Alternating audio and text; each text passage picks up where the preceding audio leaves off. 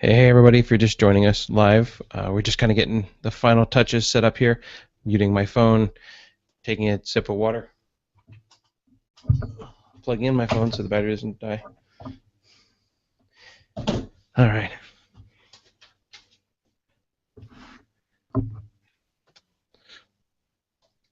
Let me tweet. Can you hear the lawnmower out there? I don't. Okay, good. Pulling up the notes.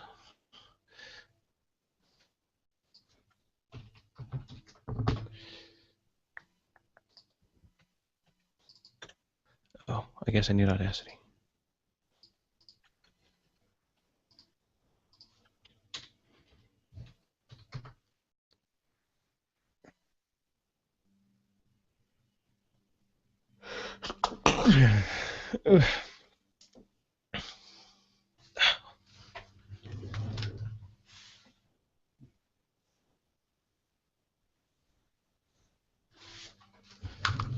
Okay. Brand new Windows 7 computer, fresh install on an older box. And Yeah, so, that's what I did. so that was one of those. I know you have 154 updates to do. Please accept. So, Mm-hmm. all right.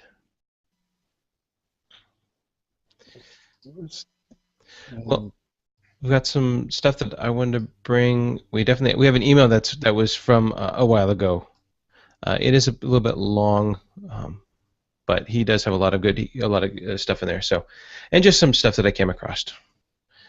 I have a UPS story, like a universe. What is it? The brown trucks. Yeah. I have a story with their help desk. Oh my gosh, I was about ready to throw the phone.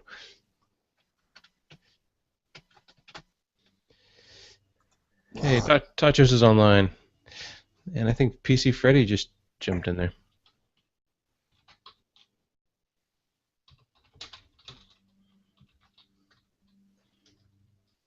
Okay. I'm tweeting out. Let me see. Let me do Facebook real quick.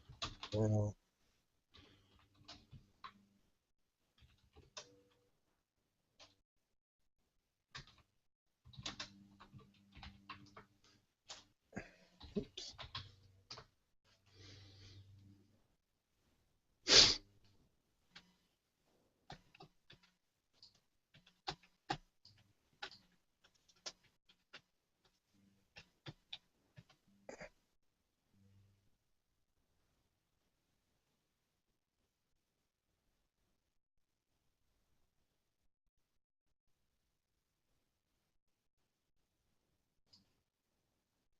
That's good.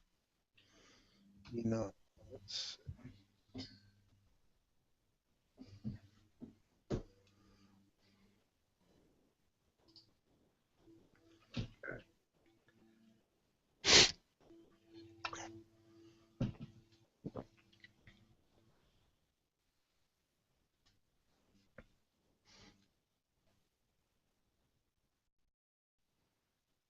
Is this isn't your Linux box, is it? That no. you no. I was going to do it, but I had because I worked on that other one. I had the RAM out of it because I tested it. It's the same kind of RAM that other machine took. And Oh yeah. I'll talk about it during the show what I had Okay. to, because it all went pretty well though. Pretty smooth. But I was going to try it, and I was just going to take my laptop over there and record separately in that in case something happened with on my Windows 7 laptop. Right. Yeah.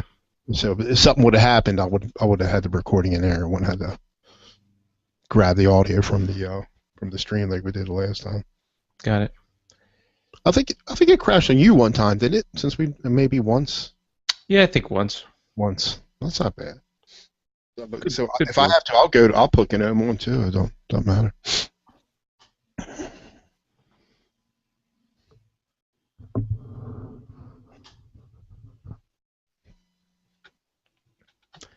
I am ready when you are. I'm ready. Okay. I got Audacity up. I also record everything. Okay.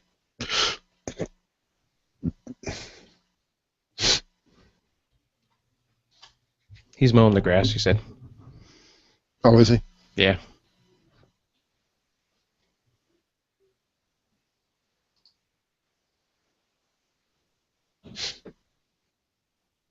Ready? Yeah. You Okay, can sorry. count that. All right, ready? In 3, 2, 1, record. Test. Testing, testing, testing. Fred. Okay. Great. You're going to make me say Fred a lot. You might want to call me Fred. I may. I may call you every name in the book. Oh, but only names. Like Jumpin' Jehoshaphat. All right, we'll see. We'll see. Hey, everybody. Welcome to Geeksters episode 116. Geeksters is a show where we talk about the life of a tech. What do we do? How do we do it? How do we survive? How do we keep from going gray? Sometimes that's even harder than other things. But we just come on, we talk about things. But today we're kind of short-staffed. Fred's mowing the grass. Tim's hanging out with his daughter playing softball. I have softball pictures tonight with my daughter. So it's just Mitch and I. Mitch and I are going to talk and see what's going on. He's got some Linux news. I've got some Windows news. Cats and dogs sleeping together. It's craziness. The world is backwards. So, hey Mitch, how's it going? It's going pretty good. Had a busy weekend. I had to do an upgrade on a Windows XP machine. It went pretty well. So did you uninstall Windows XP and then I'm assuming you went from XP to 7. Yes, I had to, and he only had 1 gig of RAM. Oh, so it's an old machine, but it does take DDR2, and he has a dual core 64-bit processor. So I knew it wouldn't be a problem, but I wanted him to have it like at least like 4 gigs of RAM. So I looked on Craigslist, and I even posted on there looking for DDR2 6400, PC2 6400, and so I found a guy on there close to here, and he sold me a pair. Two sticks at 2 gigs apiece for $25. Oh, and OCZ, and they work fine. Were those two? Those are two 1 gig sticks? 2 gig sticks by two sticks, so it's for a total of 4. For $25. $25. Mm-hmm. Wow, I get them for about $90 here. That's brand new. Yeah, well, this is used. I mean, but still, I could have got them for like 50, 60 some new online somewhere, but I wanted them now, Well, yeah, and at $25, that's a great price. Yeah, and it's working well. And he was telling me about it. I gave it back to him yesterday, and he was telling me about it. And it's not gonna be that much of a learning curve from XP because I set it up with all, turned off the Arrow. Arrow won't even play on it anyway because you don't have the dedicated card on there. But I turned everything off, and so he's pretty satisfied. That's cool. And you did the actual upgrade, not the reinstall? Oh, no. I did a clean install. Oh, you did a clean install? Yeah, okay. I took everything off the hard drive. And, very nice. I don't think I've ever did an upgrade over top of a OS. Never. The only time I've ever done an upgrade is when you can buy a Windows 7 upgrade license, and then you install Windows 7, you don't register it, and then you upgrade the Windows 7, mm-hmm. and it then will install, and I'll let you register it. That's what I did. Yeah. So you did do an upgrade, but yeah, but it was still wound up being a clean install. Oh yeah, no, I understand. Actually, no, I had to, but what it said on there, and I didn't know it. Because I got the thing here still. I thought I had to do an upgrade, but you can't do an upgrade over XP. You have to do a clean install, but it sees it's illegal and everything, so it lets me do the clean install. I only had to do the one install. Got it. And when you backed, but when you backed his data, what did you use? He had like a 320 gig hard drive, and he had about 5 gigs used up in 6 years. Oh, I used up some drive. I mean, a little, It was so you just manually moved, documents and favorites. Yeah, because it wasn't. Yeah, he's just very. He mostly he does some stuff. He's like a Sons of Confederate Soldiers. He does a little bit of stuff on there, and that's about it. And email and browse a little bit.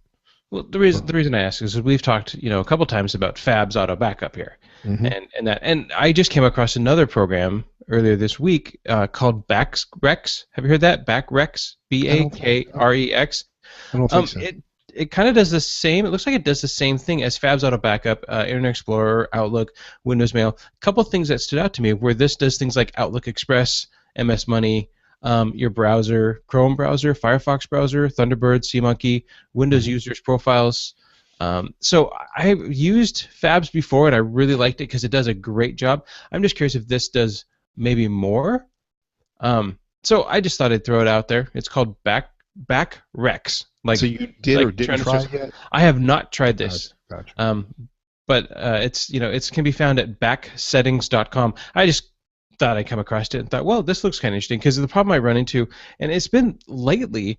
Um, I've worked on some home clients, and what's happening is they will have something like Microsoft Mail or Outlook Express, and especially with the Windows XP to Windows 7 migration now, a lot of people in XP used Outlook Express. Right, So the problem you run into is how do you export that? If it's an Outlook, no problem. You just do a PST and a PST back in, and you're right, good. right, right, You're right. good. But in Outlook Express, you can't do that. And a long, long time ago, I used to have a program, and I can't even remember what the program is anymore, where you could back up Outlook Express. And I mean, a long time ago. I think, gosh, it was 7, 8 years ago. Hmm. I paid for it. It was one of those programs that I paid for and then ended up using for that. But Yeah, there were some freeware ones too that would do the similar same thing, and I can't. But it's been so long. Fortunately, these people use Verizon, webmail. So oh yeah, well you get that one client, and they're like, oh, I need to upgrade my computer. What do you use for email? Gmail. Awesome. yeah, really, really. I'm just doing a quick look at Fab's auto backup to see if it does anything like the Gmail and stuff like that. Not, excuse me, not the Gmail, but the Outlook Express. Outlook Express things. Um, I haven't used a Windows client for email. I don't know how long.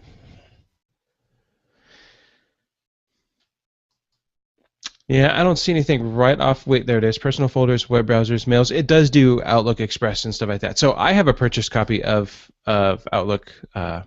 Sorry, of Fabs. And Grant Tech in the forum says Fab is great. We use it all the time. Load into Windows Live and then import into Outlook. So Windows Live is that Windows the renamed Outlook Express.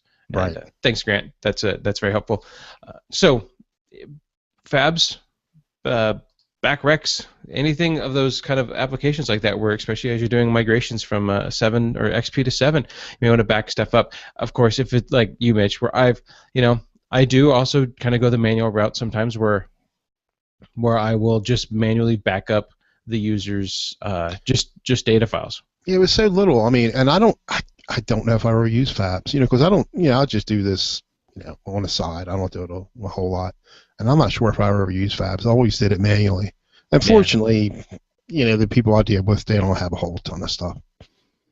Yeah, I mean, I end up with you end up on I see kind of the extremes of it. I'll see an end user that has very little, and I'll see then corporate clients who have a very lot, but Oh, they're yeah, back it's end a on the server. So you different redo their story. computer, and you just go, you reconnect their server, and their network gets reconnected automatically to share drives, and there's their data. So, by then you have hosted exchange, and the email just comes back in. So, I kind of there is a definitely a place for both of those products, and I've used Fabs before, so I think they are really they're both good. But as people are looking into some new products, there's some ideas for that. I had a UPS call from the bowels of Hades a couple weeks ago. So as people know, if you're listening to the show, we could not record last week. There was some scheduling issues, and so we are here now on a Tuesday as always, 3:30 p.m. Pacific, 6:30 Eastern, where so I think it was like Wednesday or Thursday of the following of the previous week. So now it's been almost 2 weeks since this call. So I have a client and they use the UPS World Ship program, and what it is you can it's kind of like your stamps.com stuff. We use it at work, and Okay. matter of fact, I wound up installing it on the machine for the girl. Okay. So yeah, so for the people for listening, what it is you put in all your data. You basically buy credits with UPS. You put it in the data. It prints out the label. You slap it on the box. UPS picks it up. You're good to go. So it's their shipping program. So you can either install it a couple ways. You can install it locally on the machine within admin, so it's just all the databases right there. Or you can install it on the network, and on the network, what happens is the data sits on the server, but on your local machine, you still have to have an admin user. So you have the database gets installed on the local machine with the admin user. A copy of it sits on the network, and that way, in case you install another computer that's just a workstation, it actually attaches to the server one, but proxies all the data back and forth from the admin computer. It's a little. I found it to be a little complicating. You know what? You know how we did it? They gave us a computer, Oh yeah. like a Vista machine, and then the software was installed on there. But it's not. It's on our network and not really on our network. Right. Right. It's there. I mean, we can see. Well, it has its own printer. We got one of these. I think we're using what's it, a Zebra printer to print Uh-huh. those. Mhm. Yeah. So. Well, what was happening with this one is that they were moving from 7 or XP to 7, and so the old Zebra printer was a parallel port, the big Oh long yeah. port, and the new 7 computers didn't have that. We had to get a new printer. Well, if we're going to move the printer, we should probably move the database because that Windows 7 machine is going to, or Windows XP machine is going to go away. So let's just move the database to the server, and we ended up doing all this. And so I called UPS World Chip, and the first time I got a lady, and she was very nice and helpful, and then I was done with that question, so I moved on. I called back again and got this gentleman. And when you're dealing with people, it doesn't matter really. Be consistent. If you, and what I mean by that is, as every one of us, if you're listening to the show or have heard, we all deal with customers, and sometimes it's even over the phone. You are really walking that customer through an issue that they're having, and you have to be decisive. So I get this guy on the phone, and I think 90% of his vocabulary was the word yes. So what would happen is I would ask him, okay, do I install this as an admin or a workstation? And he would say yes. I said, okay, but I want to put this on the server, and he'd go yes. And then I would then click on something, and I would move forward, and I would confirm with him. Now I want to put this on the server, and I want to do all this other stuff, and I want to print from the local machine because we can't, we're not going to print from the server. And he goes yes. And it gets to the point where it doesn't matter what I tell him, he says yes. Are you sure it wasn't a bot? I'm positive this guy was not a bot, but I was getting so frustrated with him because he would not make a decision. And I told him, I said, you can't just say yes to all my questions. Either it's going to be on the network or it's not. Either it's going to be as a workstation or it's going to be an administrator. And he says yes. I said, I kid you not. So I'm describing to him my problem and why I'm getting frustrated with his answers, because all he's saying is yes. And in the process of saying that, I said, I need you to give me a definite answer. And he says, yes. It's a good thing Tim's not here. Oh my gosh. Oh, and I thought, I said, thank you very much for your time, and I hung up. And I ended up just going outside, taking a couple deep breaths of air, and just relaxing. Came back in, because the lady on the person that was sitting there next to me, the employee, was like, what's going on? I said, he just keeps saying yes. And she's like, I spent about 40 minutes on the phone with this gentleman for him to just say yes to me every time. So went outside, got some fresh air, came back inside. Yeah, yes. Came back inside, called again. This time, not only this time I would assume to be an engineer, because I was asking, on a scale of 1 to 10, I'm asking questions at level, 4 or 5, maybe 6, right?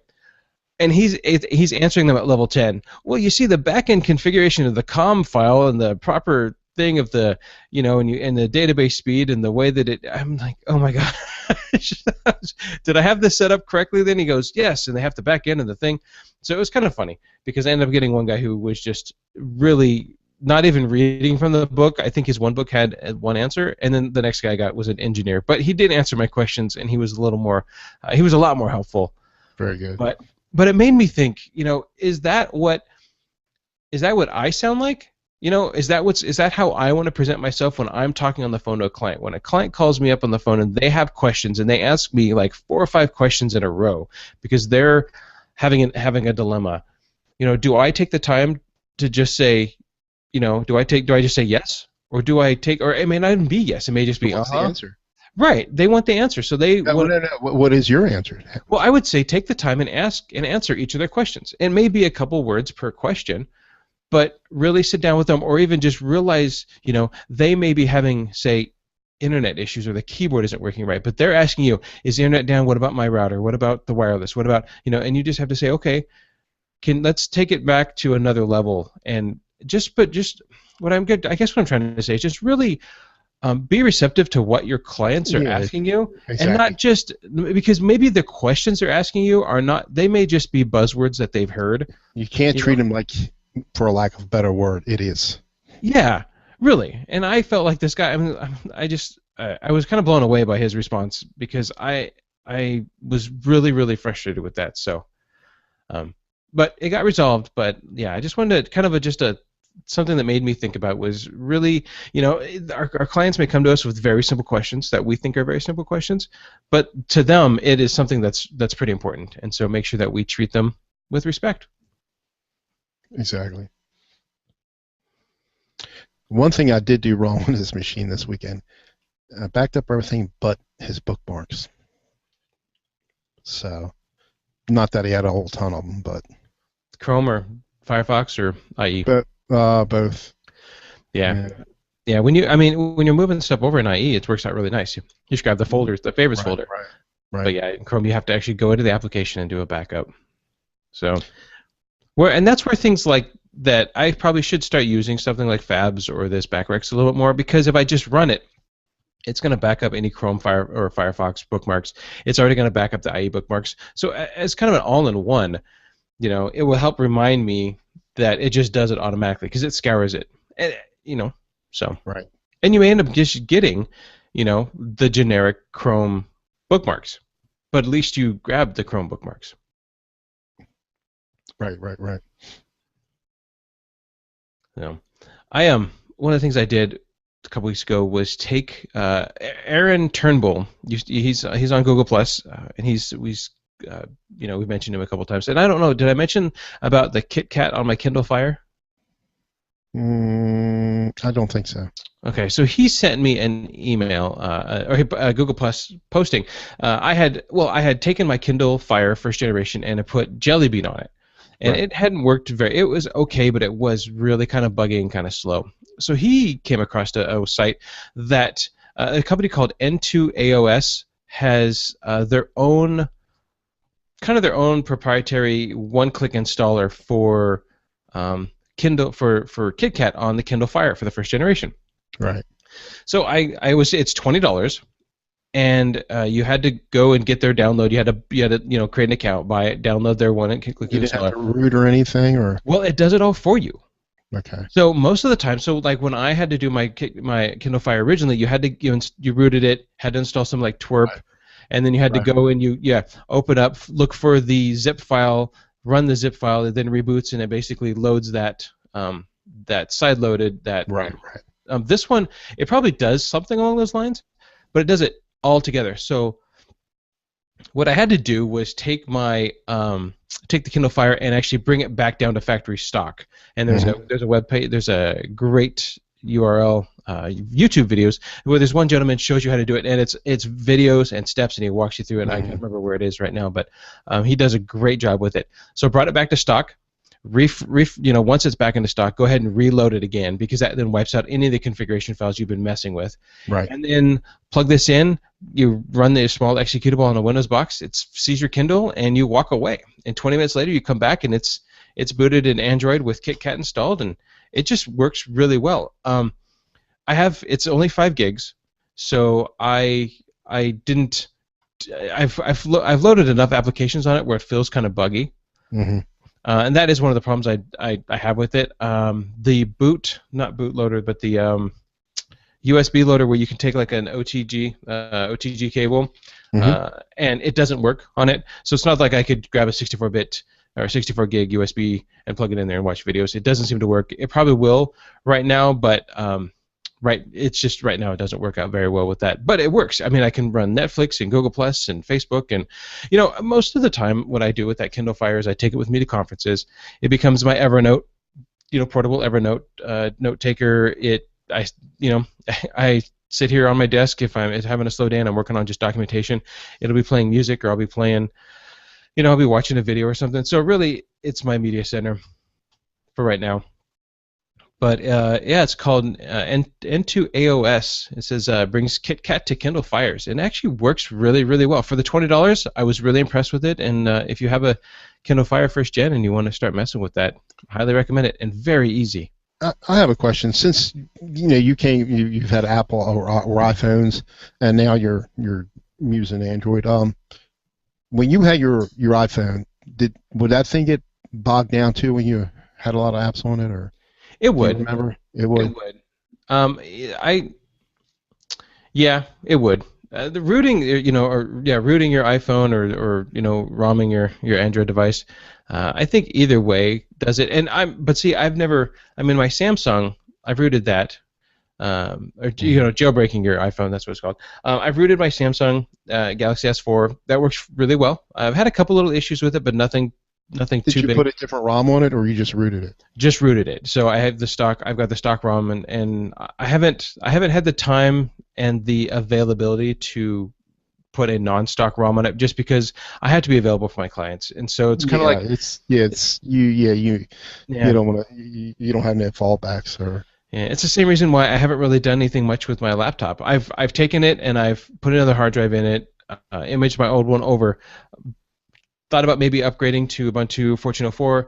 I spent like half a day doing it on a weekend, and then realized it wasn't going to work right and went back to it. But unfortunately, I kind of have to have high availability. So if it takes quite a bit of time, I have to schedule that out. I can't just do it, because every time I go to just do it, somebody calls and I have to be available. I think the other day I was telling you in Voxer that I updated to the new Facebook app, Hmm.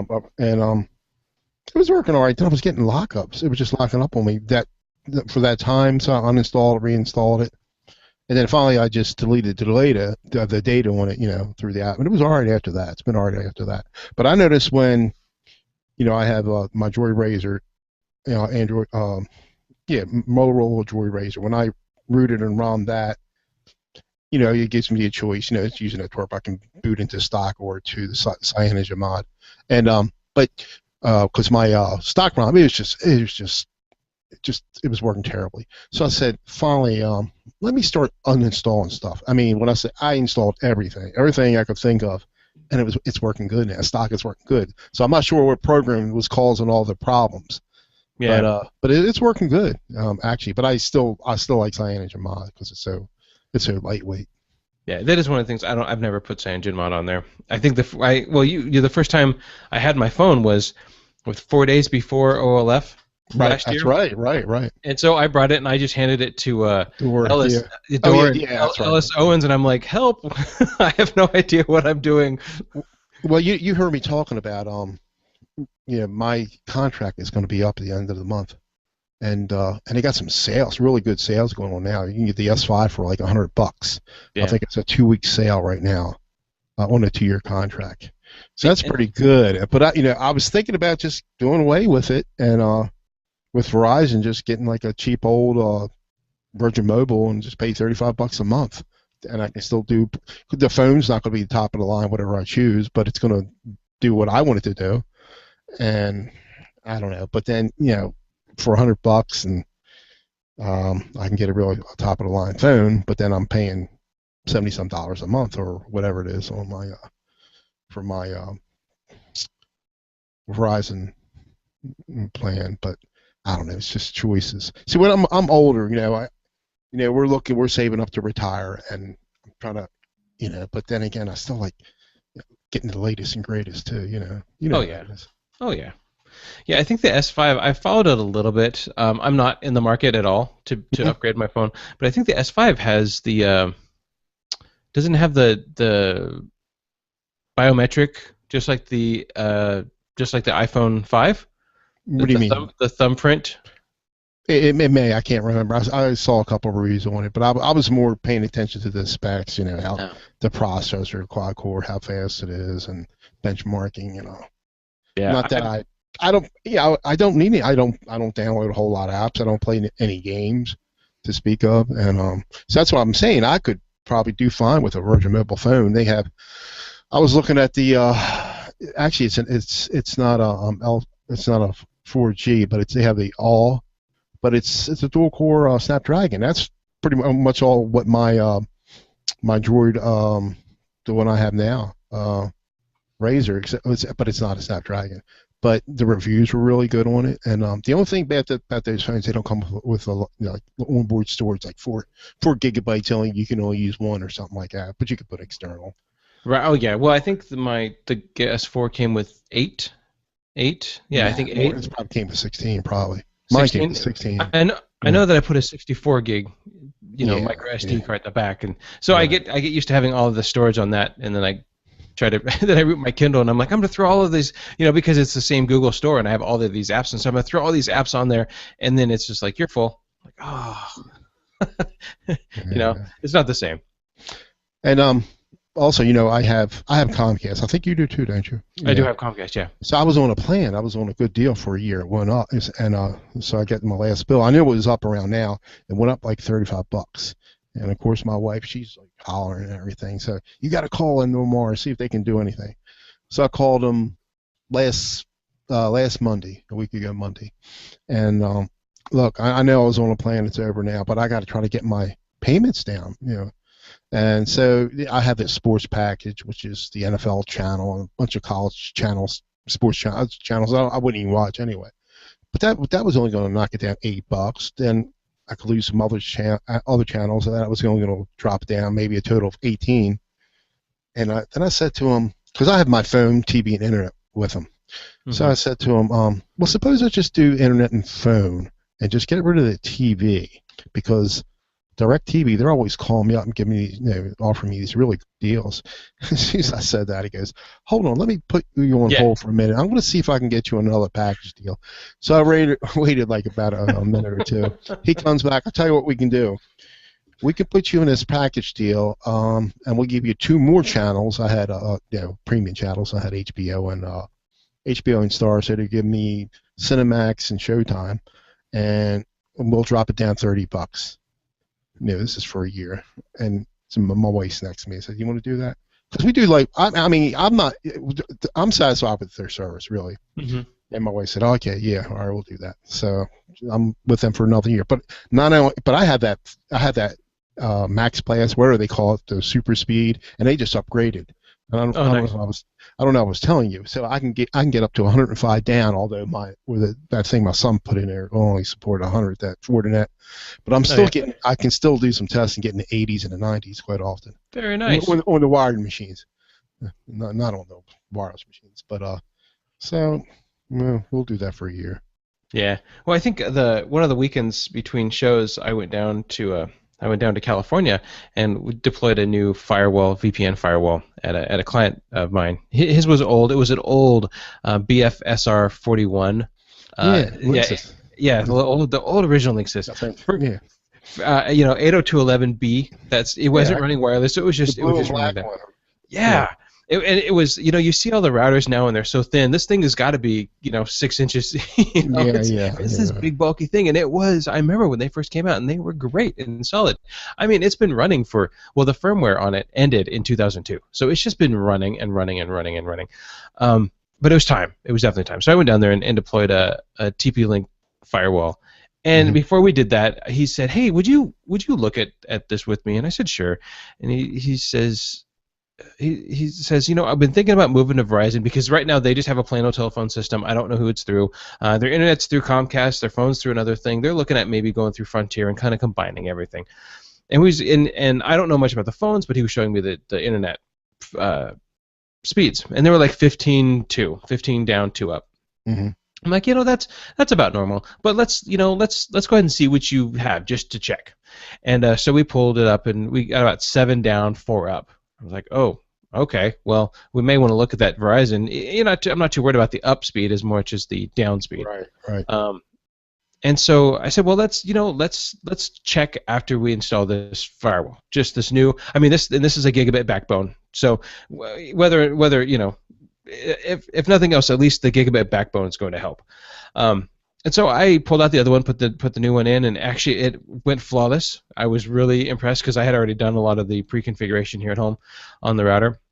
Put it in, turned it on, and everything connected. Had to just cut power boot, a couple switches that are along the building, just to make Hmm. sure they all connected. Normal stuff. And this was And with a TP-Link router, did you say? yeah, this is a Right. TP-Link router, gigabit WAN, gigabit LAN, Hmm. 4 gigabit LANs, and then it has a VPN to it if you want. But it also has intrusion detection stuff. Nothing. It's definitely not like a WatchGuard firewall or a Sonic wall. It's not a high-end one, but mostly because those ones you have to buy subscriptions for, and they constantly Exactly. update. Yep, yep. Right. This one's just but it was like $80. Really, it's not very Right. expensive. Put it in, and I said, well, let's go to speed test. We go to speedtest.net. We were right there before. We go to the closest Comcast in this little coastal town comes from 100 miles away, Hmm. and so it comes through the valley, comes through like a river ravine. So we choose the next Comcast hop. So we go Comcast to Comcast, and I say start test, and it goes wham, and it redlines at 120. Really? Yeah, I was like, okay, but we're testing Comcast to Comcast, so I do it again. Wham! Red lights at 120 down. I'm like, um, I don't think that's correct. So we choose another. You have multiple nodes you can choose, and so we choose another one, and it goes to 30. I'm like, all right. So now we start getting like 30 down. Somewhere between 5 to 10 up. All right, let's check it again. 30 down, 5 to 10 up. And I'm like, that's look more like it. Go back to the Comcast one. Wham! Red lines again at 120. Did they have a DOCSIS 3 modem and all that, or? They did. I think Comcast was having some issues, but they were. Mhm. I said, if you want to download anything, do it now.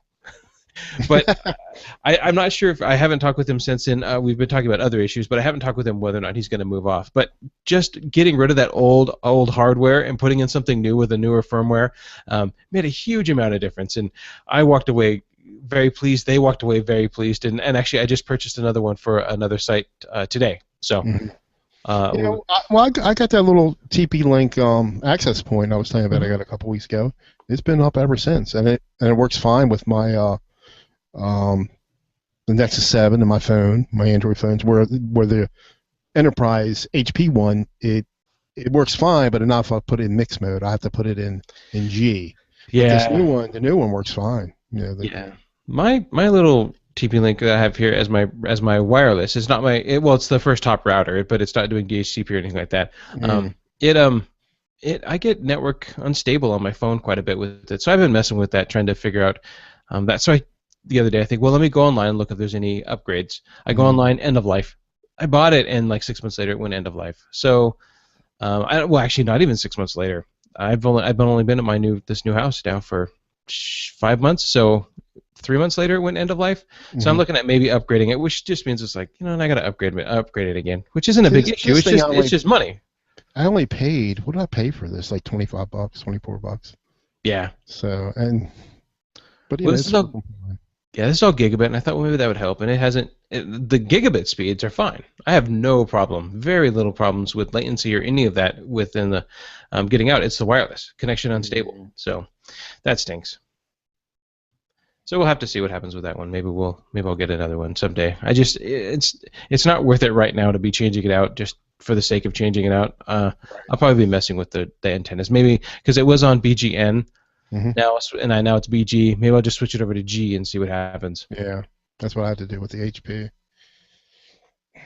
So this yesterday, or was it today? Yesterday, today, I don't know. The Target CEO stepped down due to the data breach. I didn't know that, and I thought, wow, I heard him talking about something. I caught it in the middle, like going on the radio this morning. I didn't know what they were talking about. yeah. But And so I thought, well, shoot. I guess, well, you had the Mozilla guys got stepped down. I mean, completely two different issues, but, CEOs are, they move around quite a bit. Quite a bit. But Brian Krebs, which everybody knows, Krebs on Security, posted a blog, and it's called "The Target Breach by the Numbers." And I know that you personally, Mitch, were affected by the Target breach. I know that you had your yeah, credit my card. wife. Yeah, we were there. My wife did use her card, and she just wound up getting a new card. Yeah. Yeah. But it's interesting. It starts off the top and it says in bold, 40 million. The number of credit cards and debit cards thieves stole from the target between November 27th and December 15th. 70 million. The number of records stolen that included the name, address, email addresses, and phone number of Target shoppers. 46. The percentage drop in profits that Target suffered in the fourth quarter of 2013.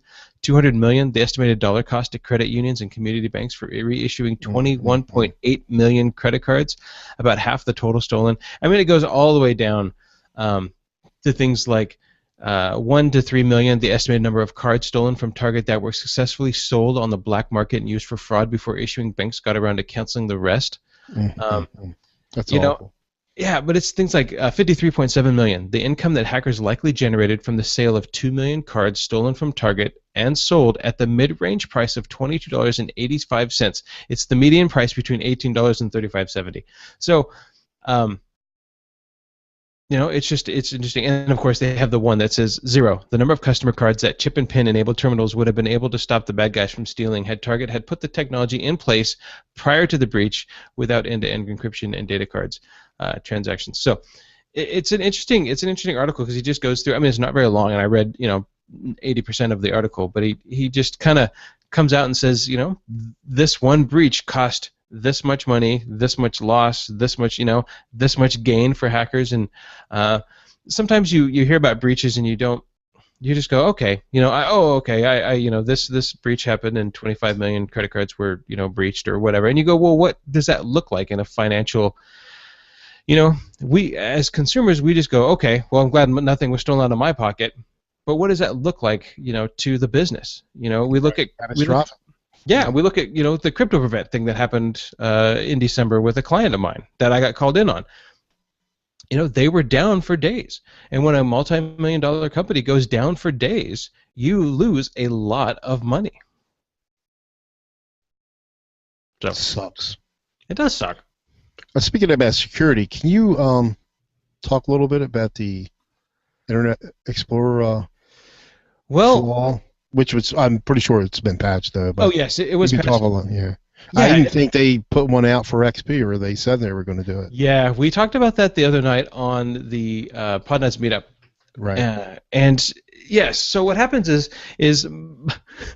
there was a patch. There was a flaw in Microsoft, and it was a 0-day flaw. And what it allowed people to do was to basically take control over a PC through multiple steps.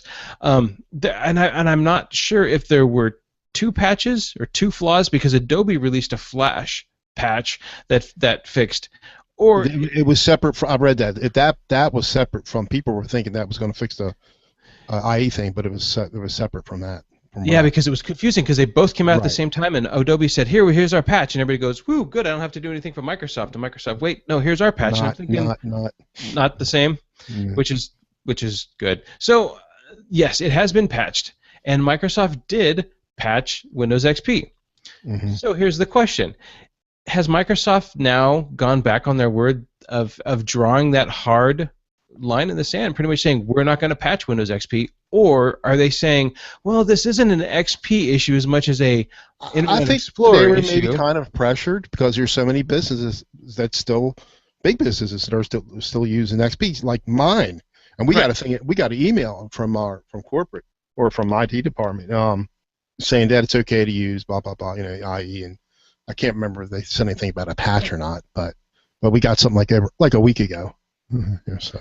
Well, if that's the case, then do big clients? Do we just stop? If you're looking at upgrading to Windows 7, do we just say don't? Let's just not upgrade. Therefore, by taking that hard stance, we're essentially doing like a sit-in, and we're not. We're not going to let Microsoft not patch Windows XP anymore. We're gonna have to force them to patch it because of the amount of XP machines still on the market. See, I don't know what our company's planning to do. We have a few Windows 7 machines. I'd say we got like 15, 20 PCs in the building there, and maybe 4 of them, 5 at the most, have 7 on it. And now I'm figuring that through attrition they will, like if a machine just breaks, they'll just replace it with a Windows 7 machine. Right. But I'm not sure. I don't know. I'm just, so we'll have to see what happens next time. What something breaks. I mean, I assume you still have clients with XP. What are you doing? What do you recommend them? Most of my major businesses are, and I'm in the process of upgrading them to Windows 7. Okay. Had a client today say she's using Windows XP. What should she do with it? And I said, well, let's get you a Windows 7 box. We start pricing that out. I have another client who all he does is go online. He pays. He pays. He goes to. He's a bike reseller. He has a bike mechanic shop and stuff. And I've known this gentleman for years. He does not like being on the internet at all. It's not that he is afraid of the internet. It's that he'd much rather be on a bike, much rather be out hiking, much rather he's that kind of person where he's like, I don't really care. He gets on sites 1, 2, 3, and 4, and that's all he does. And I said, you know what? That's fine. Stay on Windows XP for you because it's pointless to go get you a new Windows 7 box when all you're going to do is get on sites 1, 2, 3, and 4. He doesn't use IE. He's got antivirus on there. He had Microsoft Security Essentials, and of course, Microsoft ripped the rug out from that. I did put Avast on, the free version of Avast, and he's up and running and ready to go. No problem. Now, the computer the laptop he has, could run 7 quite easily. But it's one of those things that's like, is it worth my client for them, is it worth them to go out and spend, the $100, yeah. $100, to upgrade it? No, not only that, but the $100 to buy it, my time to upgrade it, my time, now they're, right. they're 6 hours away by car. Do they ship it to me, or do I have to drive down there? It's just there's a lot of other things that go into it for them rather than it is for a client down the street for me. Right. But what was interesting, though, is Avast put out a blog that pretty much said, Internet Explorer users, Avast has got your back for free.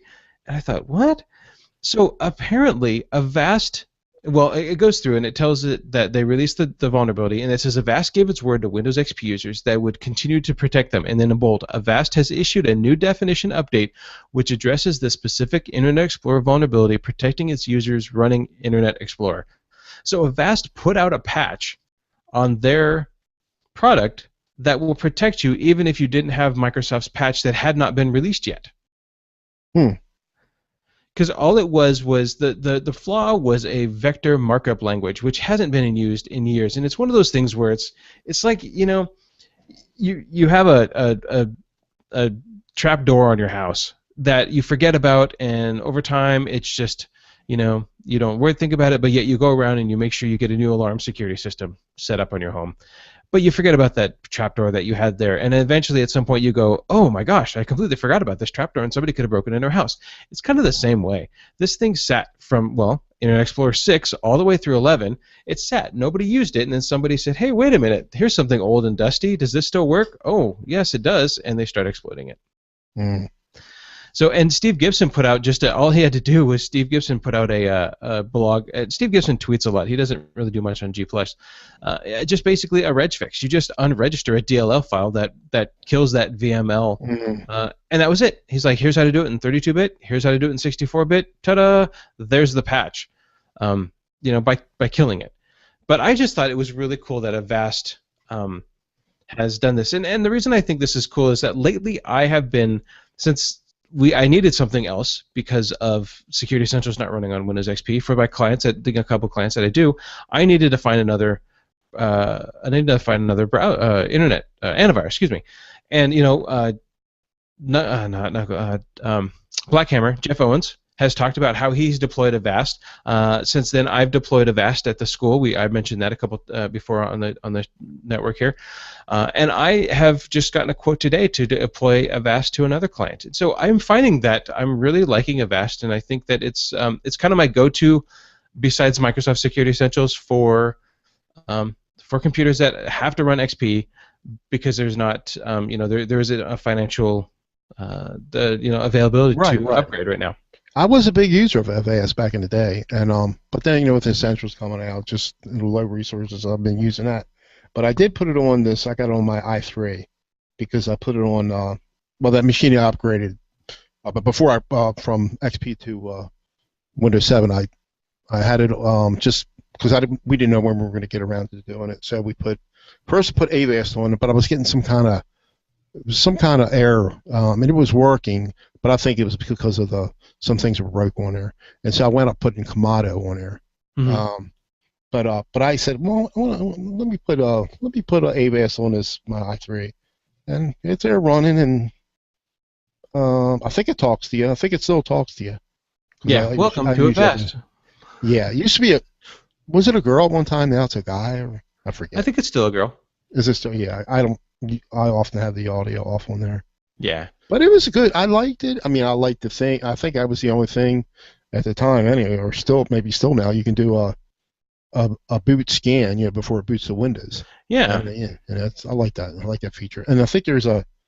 Isn't there? Don't they have a um like a sandbox thing too? Can't you? Does something run in a? Can you have your browser run in a sandbox, or does it do that automatically? In in Avast? Yeah, yeah. Or I I there's don't know. some other nice utilities on there. I forgot what it is. I haven't had any time to mess with it. Keep on forgetting about it. But they got some. I mean, if you go on their site, they have some like separate utilities. If and I'm forgetting what they are, but they have some good stuff up there. Yeah, I mean, even the free one, it gives you some, anti-spyware, anti-rootkit, some stuff. Rootkit, So, that's what I was thinking of. Yeah, okay. oh, okay. So I'm really new using it. Like I said, it's deployed as a corporate level to the school.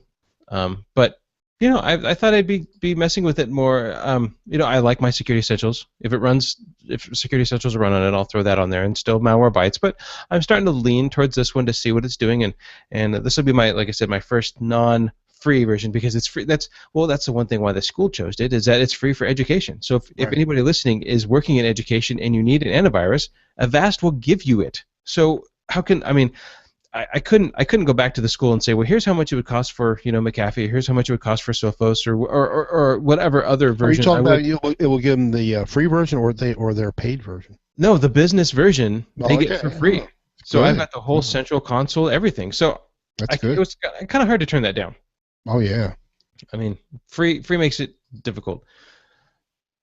So so Avast will if you were running Avast, you've been protected at least a little bit. Uh, Yeah, I figure if you can run that, and I don't know if you ever mess with Sandbox IE. no, I You, haven't really. you can protect yourself with that. You have your browser set up in that, and that always I try to get infected with that, and I could never get infected with that.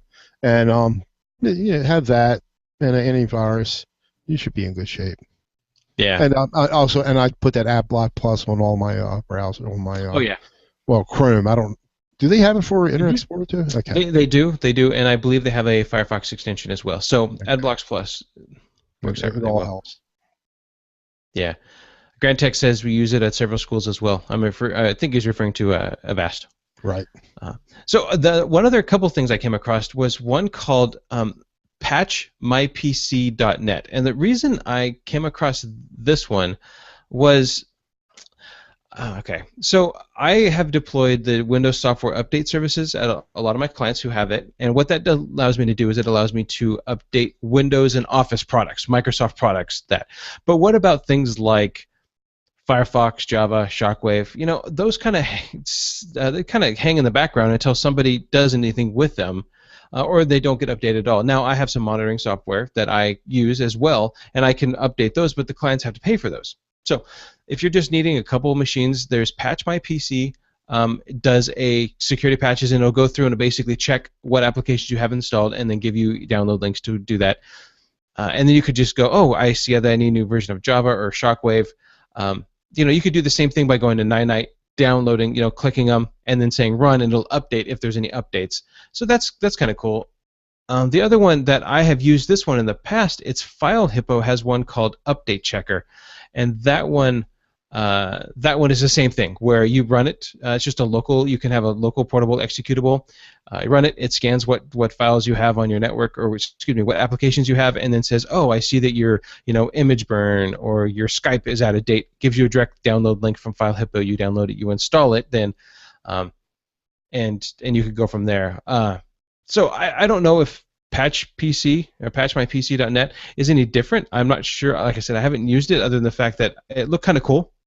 But if it could do like a nine-night type style where it could update all these patches at once or download an installer, Mm-hmm. that'd be cool. It looks like they have a portable USB style you can take with you. So I thought I'd check it out, throw it out to you guys, and see if anybody else has used it. If you have, let us know. throw us an email. Speaking of emails, we have one. This one I've held on to for a while. We just haven't had time with some shows, and then Matt Rainey came on. But it's kind of a long one. And it kind of goes. It looks like he kind of jumps around, covers lot of topics. And so I'm not going to read the whole email because there's a lot of things where he describes a computer build and he kind of itemizes everything. But the email will be in the show notes, so you can definitely go back and read it. This is from John. And it says, I had a stroke of good fortune the other day that rarely happens. A friend of mine brought me a system, HP P6310Y desktop, Windows 7 with a dead motherboard. All other components were fine. I ordered a cheap replacement from Amazon through your Podnuts link, of course. And when I went back to hook the board up in the case, everything connected and fit right in the motherboard without having to hack anything. I did lose 2 memory slots, but I could live without that. And he goes in to say what kind of motherboard and the personal stats on the system. He says, just like anything else, I think I'll have good and bad products like printers, and I'm a bit surprised that you don't see this too, since you all do PC repair in some form. Perspective. I'm running a RAID 5 disk array on 4 times 3 terabyte Seagate drives. I've heard lots of stories, but those drives have been rock solid over 2 years. So do Seagates really suck, or the vibrations, power spikes, on and off cycles affecting them? I own 3 2 terabyte, 7 3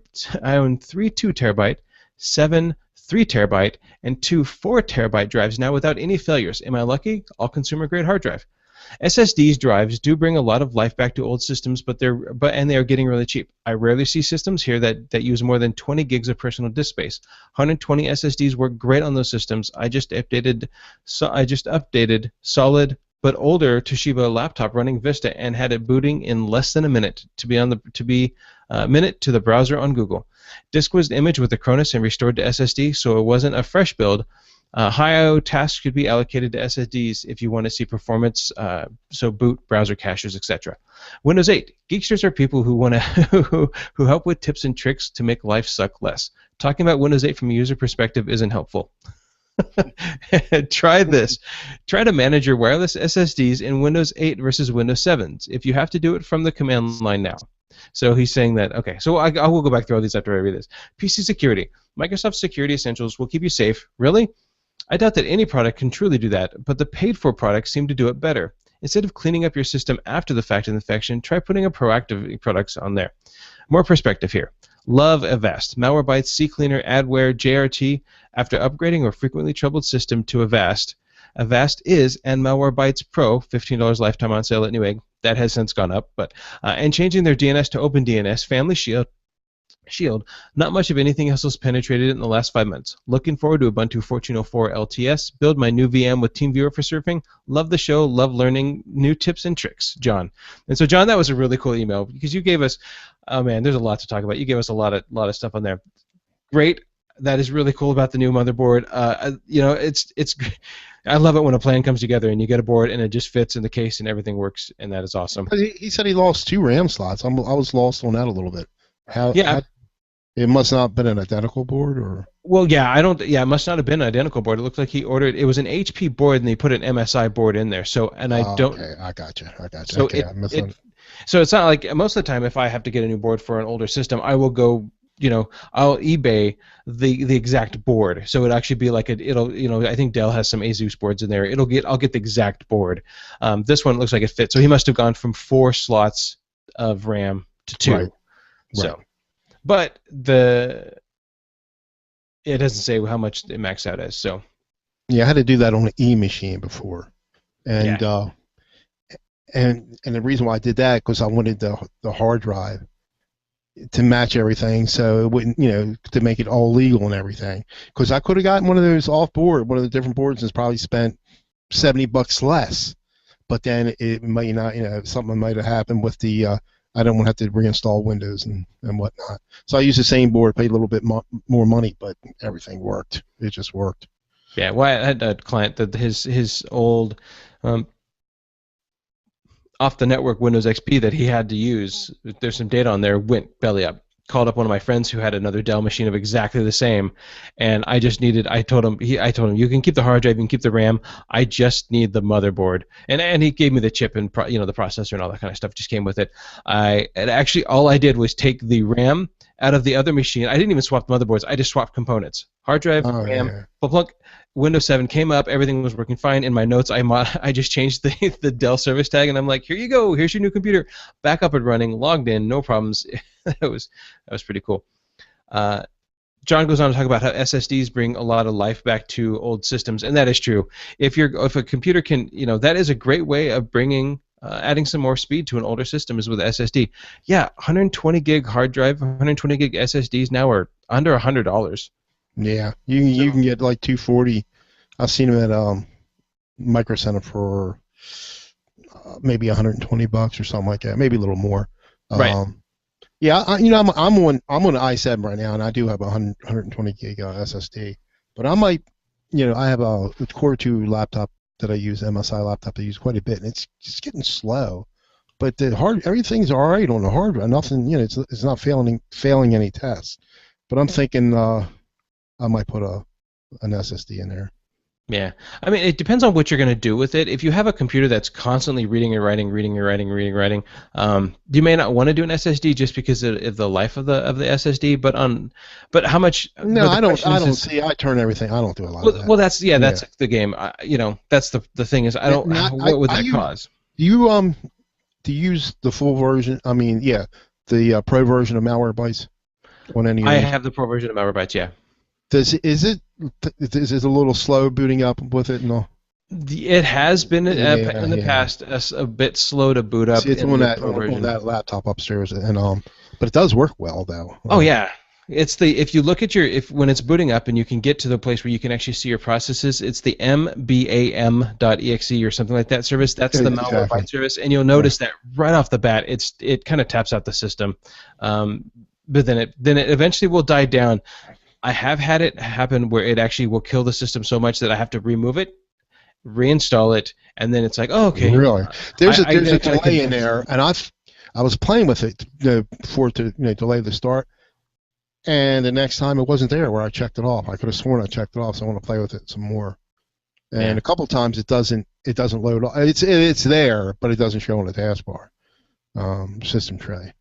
Right, So and he does bring up a good point where high allocations should be your SSD. So if you have a major machine that you're going to do something with, maybe put the OS on your SSD and your data on a spinning drive.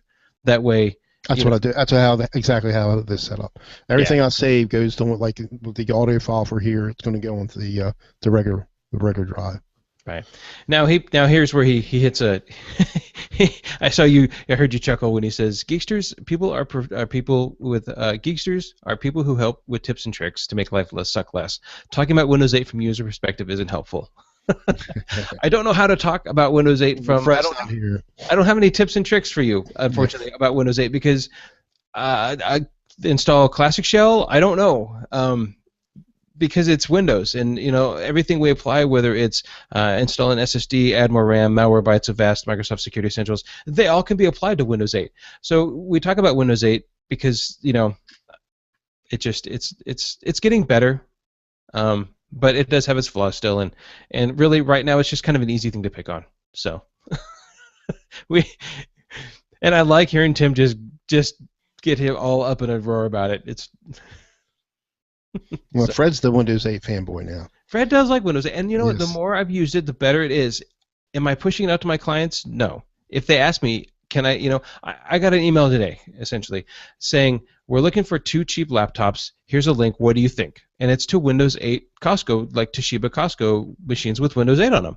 I said, if you've never used Windows 8, well, and these are going to be used for training. So this wasn't going to work out well for these clients. One, it's for training, and when you sit down with a group of people and you say, okay, here's your machine, now follow me on this machine, but this machine's Windows 7 and you're running Windows 8, there's going to be a problem.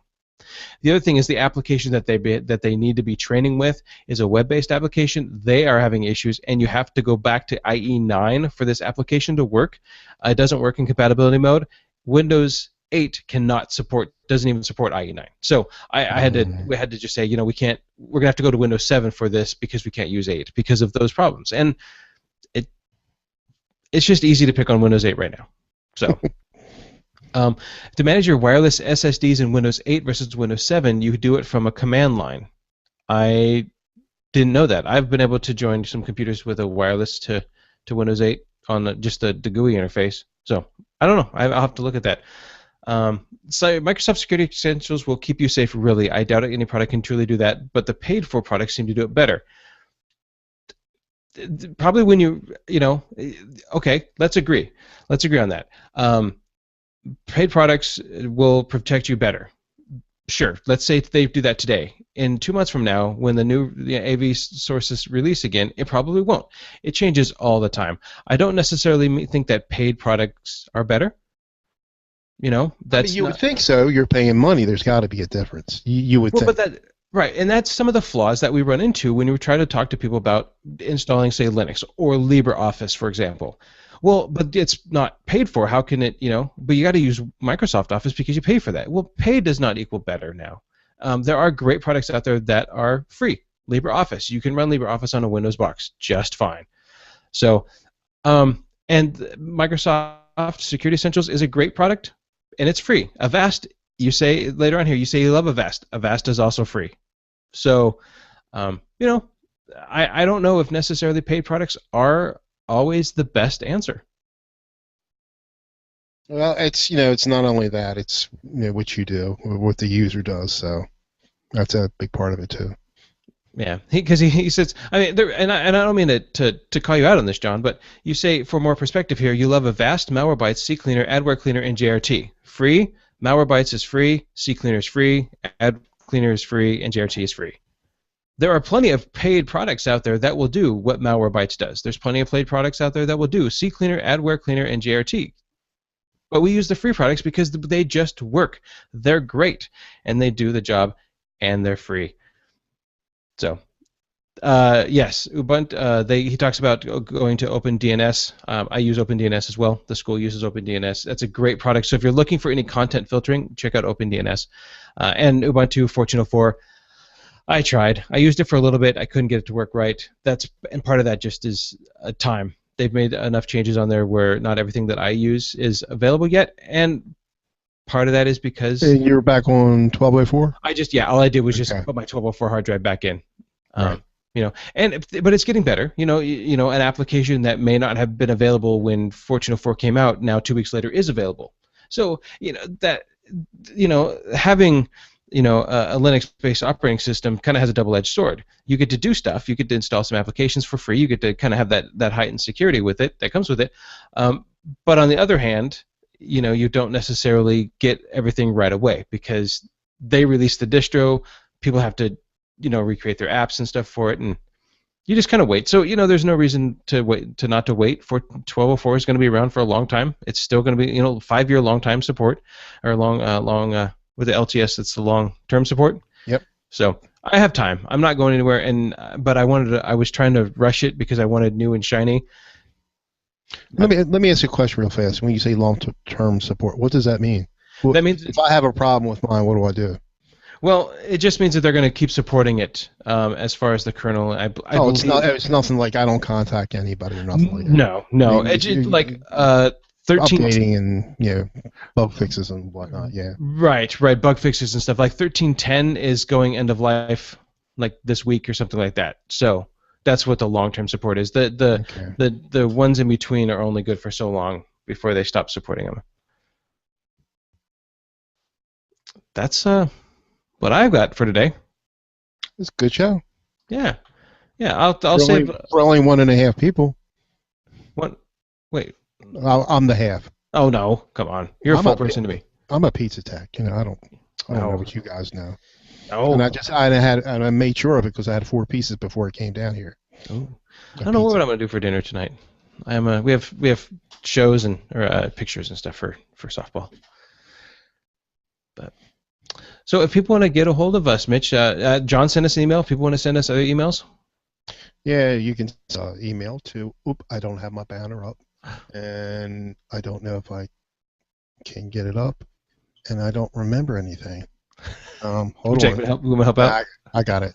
It's you can send us voicemail at geeksters@poduts.com. You can reference any one of us or whatever, and you can send us. That was an email. You can send us a voicemail at 7076 podnut. I don't think we had any in a while. Mm-mm. That's 7076 podnut for voicemail. Yep. If you want to get a hold of me, Martin at abandocomputing.com. Maskill in the forums, Maskill in the chat room. Also, guys, don't forget to support, Podnuts, Amazon, podnuts.com/Amazon for when you go to buy stuff. Nick Shaw from D7 is a sponsor from us. If you have ever thought about using D7 or are interested in any of that, the way to automate some of the tasks that you do, check out D7. He's got a new version, D7 2. And look at those. Look at what he's got, because he's a great supporter of the Podnuts network, and we want to give back to him. So, thanks guys for coming out. Now, hopefully next week we'll have a full crew. We may switch the time ups again a little bit just to help to facilitate scheduling and stuff like that. But we'll let you guys know what's going on with that. So, until next time, guys, have a great fiscal week. Bye. Bye. And stop Audacity. Export. This is 116, right? Yeah.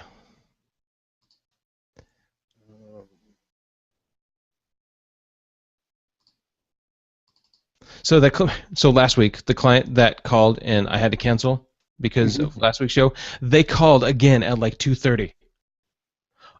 Yeah, we moved the printer and we had to. They moved, they moved wireless access points because they're in a apartment complex, and so they just bounced off of another access point. And by doing that, now the wireless range is all messed up. The printers don't print right. Nothing. I'm like. So I'm getting pictures done tonight, and I'm heading out there at like 7:30, 8 o'clock tonight. I'm going to the other side of Portland to fix this problem.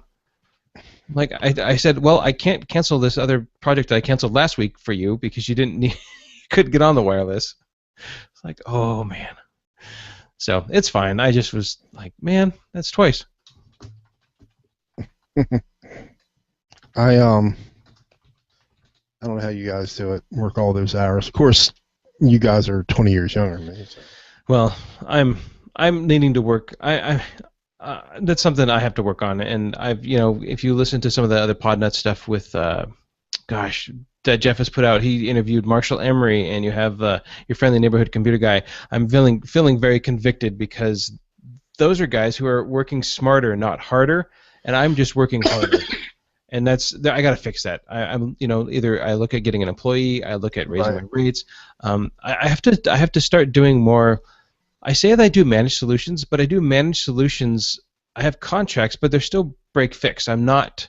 And maybe that's what it is. Maybe I just need to figure it out. But money is coming in. But I think I need to automate things more. I think I need to make stuff more.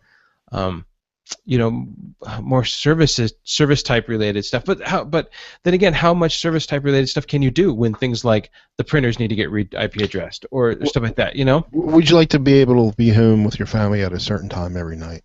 Yeah, I really would, and that's really what's kind of. That's why Matt Rainey, they have it all worked out. It seems like. Right, and he's got employees and stuff like that, and so I need to do that more. Is kind of really where what I need to do. I just need to figure out how to, like I said, work smarter, not harder, because I want to be home with my family more. I want to be able to go camping this summer. Last summer I didn't go camping at all because I worked every weekend. They went camping. I was working. So. You'll figure it out. I got to figure that out, and that, I mean, if you have to, let's say you do have to hire an employee, but you might have to raise your rates too at the same time. Exactly, and then of course today, thinking about that, I'm kind of pondering about what I'm going to do with that. I get an email from a new client, from a friend that I had worked with at my last job. She is no longer working at the school district anymore. She's now working for a law firm, and I get this email. Hey, Amy says that she's having some computer problems, and Amy highly recommends you. So we'd like you to come in and look at our network. And we're at a temporary site, and in a month we're going to be redeploying brand new computers across the whole network. Would you be interested in that? So the whole, So I'm thinking about how I need more, how I'm supposed to get out there and gain more employees or gain some more business. Because lately, what it is, well, we can talk about it later. But I'm looking forward to it and seeing how I can do some of that stuff. But I gotta so I'm gonna go ahead and kill the broadcast, guys. So I will talk with you next week. Bye. Bye.